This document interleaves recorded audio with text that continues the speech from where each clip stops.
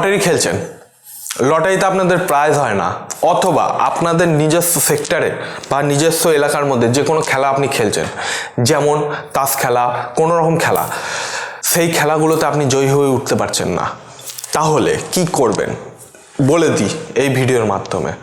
নমস্কার দর্শকবৃন্দ, আমি শ্রী দেবদূত শাস্ত্রী।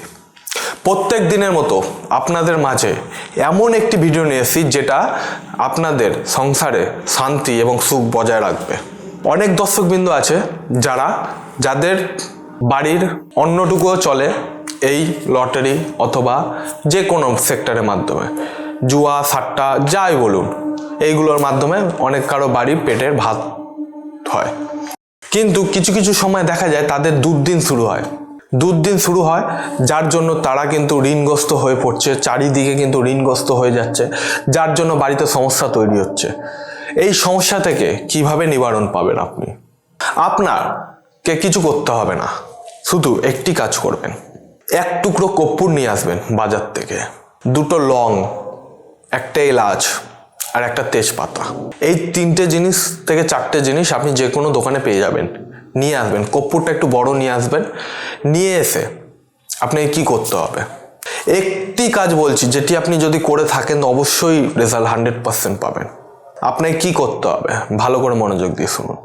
করতে গেলে যে কোনো ভাঁড়, মানে যে কোনো থালা, যে কোনো বাসন, যে কোনো জিনিসে আপনাকে কি করতে হবে, এইটা প্রচুর পুরনো বিধি, কিন্তু এটা অন্য জিনিস দিয়ে তৈরি হয়। যেমন হচ্ছে অনেক কাউকে দেখবেন যে কাজল আগে বানিয়ে পড়তো বাড়িতে।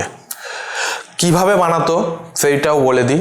মোমবাতিকে রাতের বেলা জ্বালিয়ে সকালবেলা পর্যন্ত সেটিকে পুড়তে দিত, এবং তার উপরে যে জায়গায় আপনি সরঞ্জাম করতে চাইছেন, যে কোনো কৌটো বলুন, কিছু বলুন, স্টিলের কৌটো বা কিছু কৌটো, সেটির উপর করে রেখে দিত। সারা রাত পুড়লে পরে সেটি একটি কাজল তৈরি হতো, সেই কাজলটিকে তারা ব্যবহার করতো। কি বলেন, বুঝতে পারলেন? এই জিনিসটা আপনাকে কি করতে হবে, যে জিনিসগুলো বললাম, কর্পূর এবং তেজপাতা, লবঙ্গ এবং এলাচ, এই কটা জিনিসকে আপনি একত্রে করবেন। করার পর যে কোনো একটা ছোট্ট জিনিসের মধ্যে, আপনি সেটা প্রদীপের মধ্যেও করতে পারেন, অথবা আপনি কোনো একটা সরঞ্জাম বাসনপত্রের ভেতরেও করতে পারেন। করতে আপনাকে কি হবে, যে তেজপাতাটি আপনি নিয়ে এসছেন সেটিকে ছোট ছোট টুকরে কাটতে হবে। তেজপাতা, লবঙ্গ এগুলোকে ছোট টুকরে কেটে নেবেন, যাতে সেই সরঞ্জামের উপর ভালো করে বসে। একটু বেশি করে কর্পূর দেবেন। কর্পূর দেওয়ার পর সেটিকে আপনি যে ঠাকুরকে ভালোবাসেন সেই ঠাকুরের নাম নিয়ে আপনি এটা বলবেন যে ঠাকুরই, ধরুন মা কালী, যে হে কালীমা, আমি আপনার জন্য এই কাজটি করছি, এটাই যাতে আমার সফল হই। এইটুখানি বলে সেটিকে কোনো মঙ্গলবার বা কোনো শনিবার রাত্রির 12টার পর, 12টা থেকে 1টার মধ্যে, ঠিক আছে, শুদ্ধ বস্ত্রে স্নান করে শুদ্ধ বস্ত্রে সেটিকে জ্বালাবেন। যতক্ষণ জ্বলবে ততক্ষণ আপনি এটাই বলবেন যে হে কালীমা, আমি যে কাজের উদ্দেশ্যে এই কাজটি করছি সেটি যাতে আমার সফল হয়। ঠিক আছে, এরকম বলতে থাকবেন, যতক্ষণ জ্বলবে বলতে থাকবেন।